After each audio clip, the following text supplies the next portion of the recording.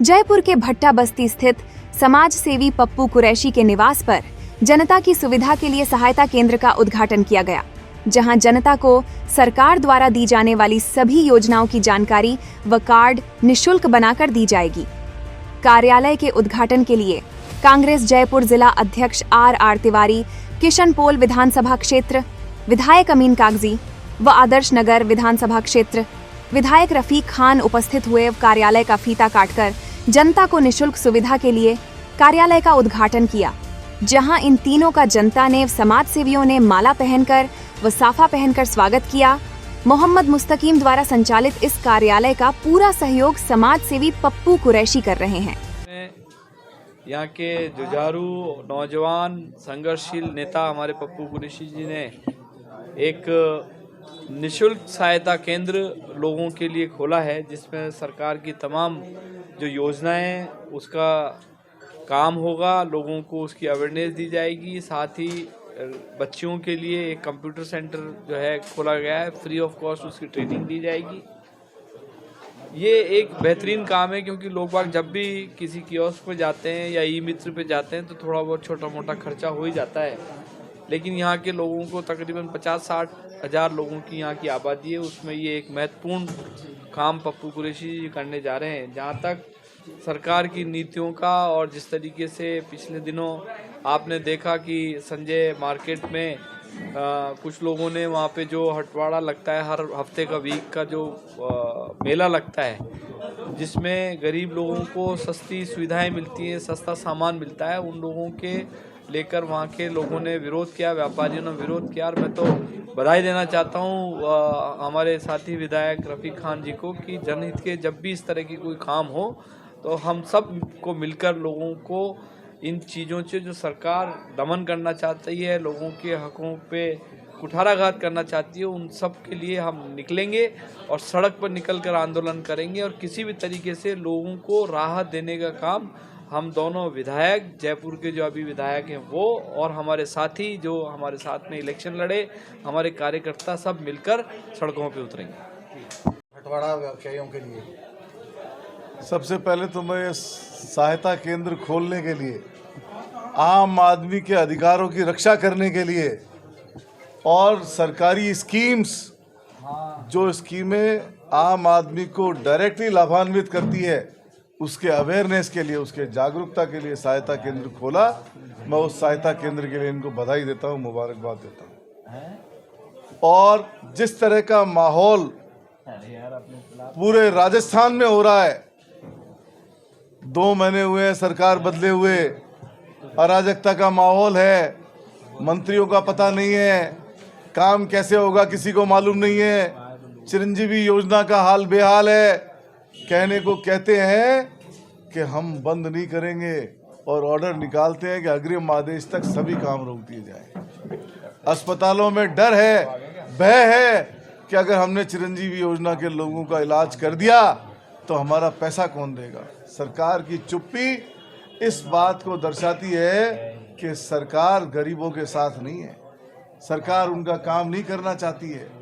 वरना ये कहे कि स्कीम चालू है और किसी भी अस्पताल को घबराने की जरूरत नहीं है, हम उनका पेमेंट करेंगे, तो आज आम आदमी का इलाज जैसे पहले चल रहा था वैसे संभव हो सके। राशन बंद हो गए हैं, अतिरिक्त राशन किट आ रहे थे, मुख्यमंत्री अशोक गहलोत ने ऐलान किया था, वो आ रहे थे, वो बंद कर दिए गए हैं।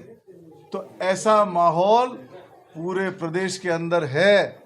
और उसके ऊपर राम मंदिर का उद्घाटन 22 तारीख को, और भगवान श्री राम को न्याय की संज्ञा दी गई है, न्याय मूर्ति कहा गया है। उन्होंने न्याय करने में उन्होंने अपने परिवार को भी नहीं छोड़ा, और उन आदर्शों को लेकर चलने वाली वह पार्टी गरीब आदमी को, छोटे तबके के लोगों को, थड़ी ठेले वालों को, स्ट्रीट वेंडर को, हटवाड़े को हटाना चाहती है, बेरोजगार कर देना चाहती है। तो जब ऐसा हुआ है, जिन्होंने मर्यादाओं का उल्लंघन किया है, उनका हश्र रावण जैसा हुआ है। जो यहाँ जयपुर शहर में गरीब आदमियों के हकों पे प्रभाव डालेंगे, उनको वंचित करेंगे, बेरोजगारी बढ़ाएंगे, उनके रोजगारों से वंचित करेंगे, तो न्याय यात्रा होगी।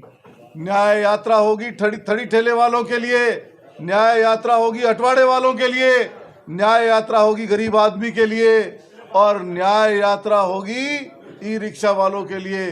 समाज के हर तबके के हर वंचित वर्ग को लाभान्वित करने के लिए न्याय यात्रा होगी, और हम न्याय यात्रा जयपुर शहर में निकालेंगे ताकि इनको अकल आए और इनकी आँख खुले कि अन्याय मत करो, न्याय के साथ चलो।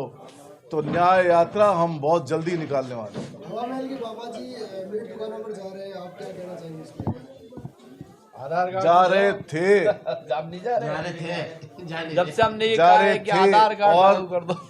और मैं ये कह सकता हूं कि सभी तरह की न्याय यात्रा में हर वर्ग के ऊपर, जिस भी वर्ग के ऊपर कोई भी आदमी कुठाराघात करने की कोशिश करेगा, उसके हक में हम न्याय यात्रा निकालेंगे। कांग्रेस को हरवाती आई है, क्या आगे क्या नीति रहेगी फिर? कांग्रेस को हरवाती आई है ऐसा नहीं है। कांग्रेस का हर कार्यकर्ता लामबंद है, कांग्रेस का हर कार्यकर्ता मजबूत है। इलेक्शन के समय में कुछ गलतियां हो जाती है, उन गलतियों को सुधारेंगे, एकजुट होकर इलेक्शन लड़ेंगे और लोकसभा जीतने की कोशिश करेंगे। सर, जैसा कि इन्होंने कहा कि कांग्रेस को हरवाती आई है, वैसा ही हवा महल में भी देखने को मिला था, क्या कहना चाहेंगे सर आप? पिछली बातें सब विसार दो, आगे की सुध लो, लोकसभा में सब एक हो जाओ और एक होकर के मिलकर चुनाव लड़ो ताकि हम लोकसभा का चुनाव जीत सकें। विधानसभा प्रत्याशी बड़े भाई साहब आर तिवारी जी हमारे जो जिले अध्यक्ष भी हैं कांग्रेस पार्टी के, और रफीक खान जी, आमीन कागजी जी विधायक दोनों जो आए, इनके लिए हम पूरी बस्तीवासी की तरफ से इनका अभिनंदन करते हैं और उनका आभार करते हैं कि इन्होंने अपना कीमती वक्त निकालकर यहाँ लोगों को जागरूक किया। साथ में जितने भी लोग यहाँ मौके पर आए और जिन्होंने इस योजना का जानकारी चाहिए, उससे भी ये महसूस हुआ कि भाई लोगों में इस चीज़ को लेकर एक अवेयरनेस आएगी। और जो कल्याणकारी योजना केंद्र सरकार और राज्य सरकार की है, जिनका बहुत से लोगों को पता नहीं है, और जैसा भाई साहब ने बताया अभी कि 10 छत के नीचे घूमने से कहीं पेंशन की जानकारी, कहीं राशन कार्ड की, कहीं परिचय पत्र की, कहीं जीरो बैलेंस की, कहीं आयुष्मान योजना की, तो अलग अलग 10 जगह घूमने से बढ़िया हमारी माताएं बहनें जो परेशान होती है वो एक ही छत के नीचे सारी जानकारी का लाभ उठा पाएंगी। और इस योजना में बहुत सारी एक ऐसी योजना है जैसे कि बच्चे की डिलीवरी में 20,000, बच्ची में 21,000 सरकार की तरफ से मिलते हैं। वो बहुत से लोगों को 90% लोगों को पता नहीं है। हमारे अलग खास स्तर पे जो गरीब वर्ग है, चाहे वो किसी भी समुदाय का हो, किसी भी धर्म का हो, 90% ऐसे लोग हैं गरीब वर्ग के, उनको इन योजनाओं का पता ही नहीं है। जैसे 10वीं पास बच्चा अगर अपने इस बल पे कोई बिजनेस करना चाहे तो उसके लिए केंद्र सरकार, राज्य सरकार की योजना है, लोन मिलता है, सब्सिडी भी है। वो सारी हम यहाँ ट्रेनिंग देंगे कि वो इनका लाभ कैसे उठा सकते हैं। और जैसे कि भाई साहब ने बताया अभी, और हमारे दोनों विधायकों ने बोला कि ये जो एक सहायता केंद्र सभी विधानसभाओं में 2-2, 3-3 जगह खुलने चाहिए ताकि इसका लाभ ज़्यादा से ज़्यादा जनहित को मिल सके।